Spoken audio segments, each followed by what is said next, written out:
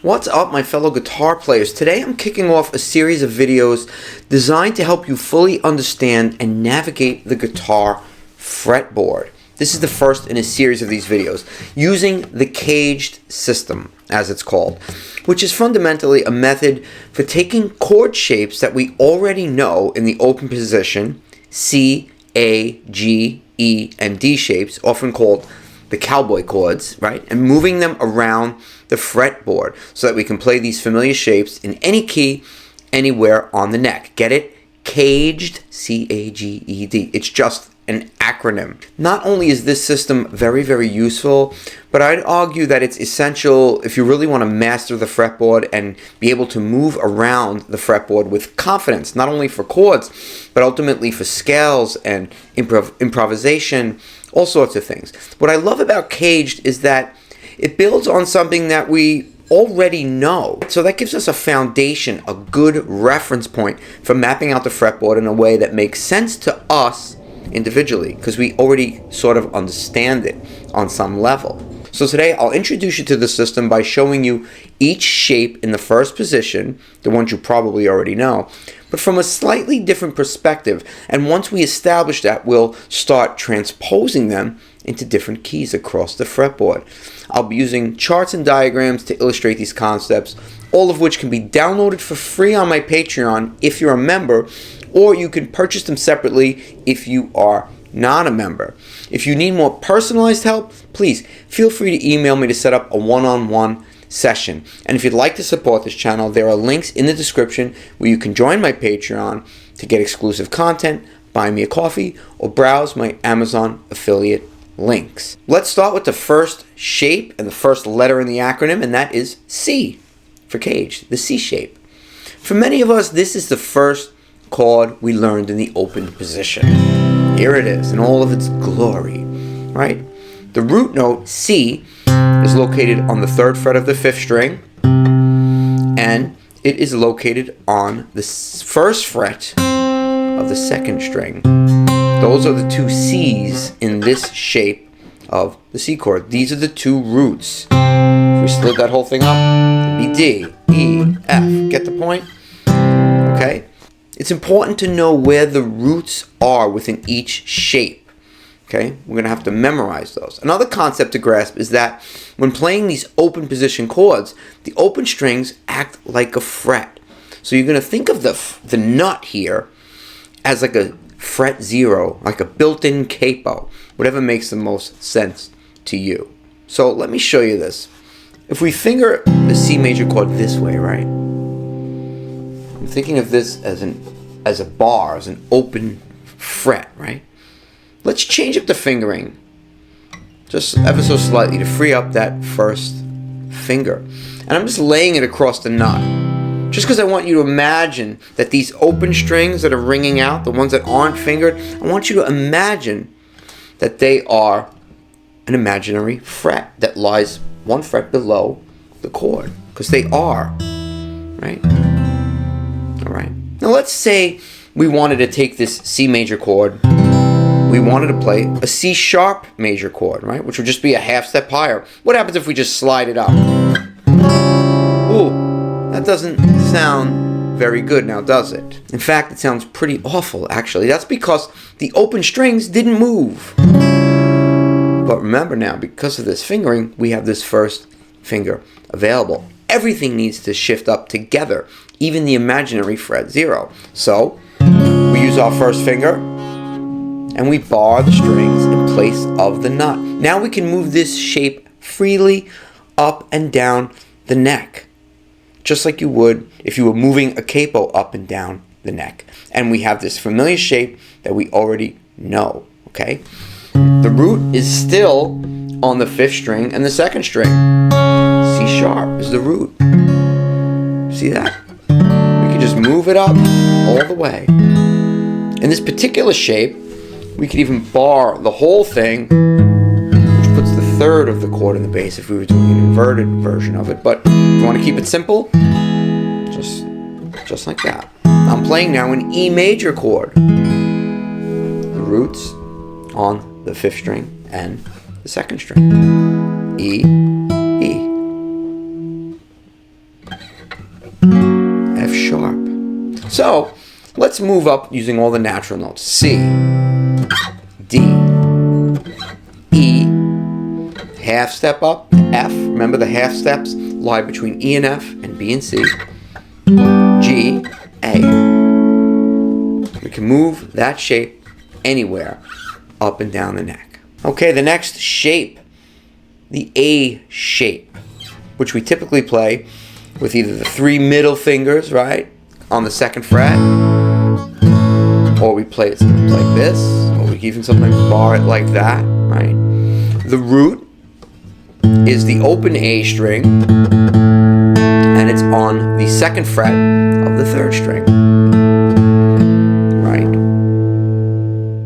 So now we're gonna make sure we finger it in a way that frees up that 1st finger, and we're gonna again imagine the nut as a bar. Just kind of imagine what that's like. Oh wow. Wow, that's incredible. Okay, now we can move. Let's say we wanted to play a B flat major chord or an A sharp major chord. We slide it up a half step. Oofa! Terrible. But we got our 1st finger handy. Doesn't that look familiar? This is the basic bar chord that we learn. The bar chord that we learn with the root on the 5th string is the A shape, but we don't think of it as that when we learn it because we just learn it as this form of a bar chord. Well, now you know that it's based around the A shape.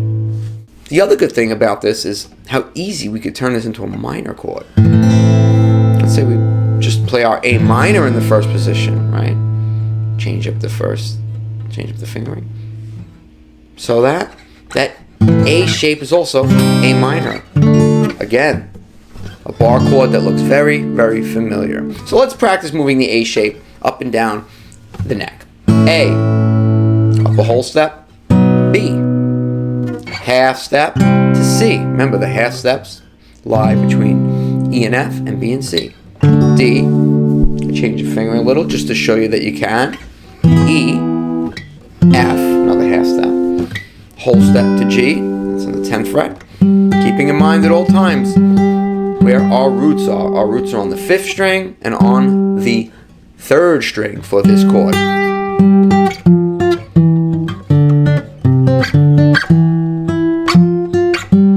Nice to keep that in mind, that shape. That's a good handy thing to know on the guitar. And we could turn it minor, just by playing the minor chord that we already know, presumably, right? Just remember, that minor chord is based still on the A shape. Okay, the next shape, G. The G shape. We all know the good old G chord, the venerable, the dependable, the oh so beautiful G chord, right? The root on the low E string, the open G string right now because we're in open position, and the high E string, right? For CAGED purposes, we won't really focus on the high E string because you'll see once we start moving the shape, it doesn't really work all that well. But we'll adjust our fingering here like always, right? Let's adjust our fingering. We can either do it this way, but I'm going to put our pinky on the low G and our 3rd finger on the B. And again, we're imagining that capo is, or that imaginary 1st fret, right, is the nut, right? Now, again, let's say we wanted to play G sharp. It's like getting slapped in the face. But we can just lay that 1st finger down, and in the case of the G shape, we're going to lay it across the 5th string all the way down, but we're not going to play the 1st string in this case. Because to really traditionally have it be a G shape, we'd have to do it like that. But that's not realistic. So there we go. We have a G sharp chord. A, B, C, D, E. Okay. Now, you might not play the chord with this shape. If you're up here and you're playing an E chord, you might play just the bar chord. I don't know. But you might play it this way, but keep in mind, we're going to go over how these shapes link up. okay, in order. Because if you notice, I'm playing the G shape, an E major chord, root on the low E string, root on the 3rd string. Notice that this 9th fret is barred. Well, isn't that similar? Ah, it's this part of the A shape. A shape, G shape. Still playing an E chord though, A shape. I just replace that. In the next video, I'm going to go more into how they connect. This is how you really get to see the entire fretboard. So let's just move our G shape around using all the natural note names, okay? G, whole step to A, whole step to B, half step to C, whole step to D, whole step to E. We can keep going. F. Yeah, that's not feasible up here. We ought to cut away, but still lets us see the shape. And we just got to realize how these shapes connect. The A shape connects to the G shape. The G shape connects to the... They connect in order. C-A-G-E-D, D-E-G-A-C. And backwards. They go in order. All the way around the neck like a conveyor belt. Okay? Again, in the next video, we'll get into that. The next shape is the E shape. This is probably the easiest to visualize, right? We all know the E major chord. That's what I love about this. Is we're working off of what we already know. Let's change our fingering. Now we free up this first finger. That looks familiar, doesn't it? Move it up by a half step. Oh, that is not an F chord. Ooh. Actually, kind of cool sound. That's beside the point. But what do we got to do? Boom. We got to put that bar down. We have a movable E shape. And the bar chord that we first learned when we learned bar chords is a movable E shape. We just didn't think of it that way. This part is the same. See that? This is another shape that's very easy to turn into a minor chord. E major, just take away the 2nd finger in this case. E minor, we know that chord. Right? And again, that's the minor bar chord. The only difference is we're removing that finger. So our minor bar chord is based off the E shape, just E minor. And this is a very easy one to do that with. The roots on the 6th string, the 4th string, and the 1st string. Let's move this shape around. E, F, the whole step to G, A, B, C, D, E. Okay. And finally, we have the D shape. D chord. First position, root is the open D string, 3rd fret of the 2nd string.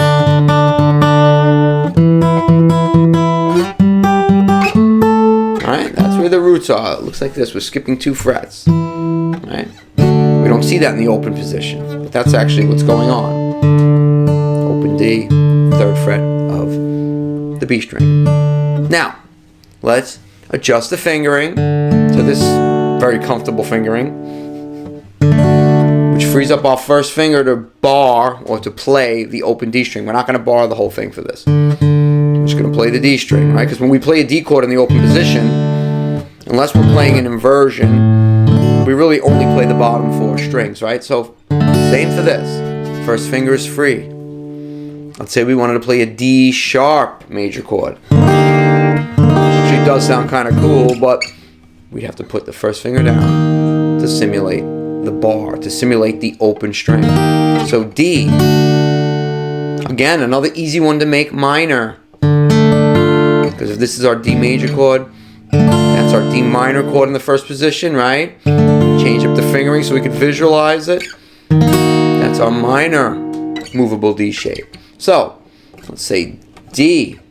Move it up to E. It's a little bit of a strange fingering. You're going to have to have good technique. Don't have your thumb like this. Not going to happen. Thumb in the middle of the neck. Nice technique. F. G. A. B. Half step to C. Again, roots on the D string and the B string. Okay?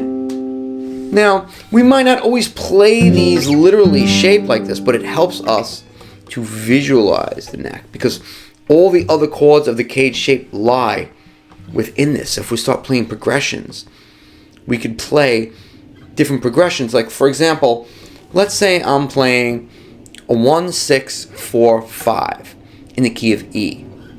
I'll give you a quick example.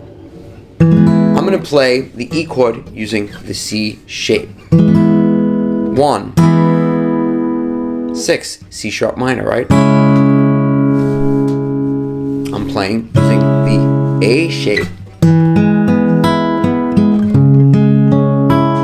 4 is A, using E shape. A, B, using the G shape. As long as I know where the roots are, back to E. 1, 6, 4, 5, 1. We didn't even talk about arpeggios, scales, all that other stuff. Okay, how this allows us to see our way around the fretboard. So let's go over some takeaways, right? I want you to practice all these shapes, right? But the takeaways here are to know where the roots are for this. I can't stress this enough. You need to know where the roots are. So for the C shape, the root is on the 5th string and the 2nd string. For the A shape, the root is on the 5th string and the 3rd string. For the G shape, the root is on the 6th string and the 3rd string and the 1st string, but we're not going to really think about that too much because we're not using it that way, right? On the E shape, the root is on the 6th string, 4th string, and 1st string. And on the D shape, the root is on the 4th string and 2nd string. This knowledge will make it much easier for you to find chord shapes anywhere on the fretboard and help you visualize the connections between them. Practice each chord shape moving up and down the neck, playing all the natural names of the chords. This is going to not only get you used to the shapes and getting your fingers comfortable playing them, but start to get you to memorize the note names on the fretboard and what each key kind of looks like. Because if I'm here and I'm talking about the key of E like I just was, using the C shape and that little progression, we know now this neighborhood in the key of E. When I start putting scales in, you really start to see the connection. It takes time and it's not going to happen instantly, but CAGED is a very good way of opening that up to us.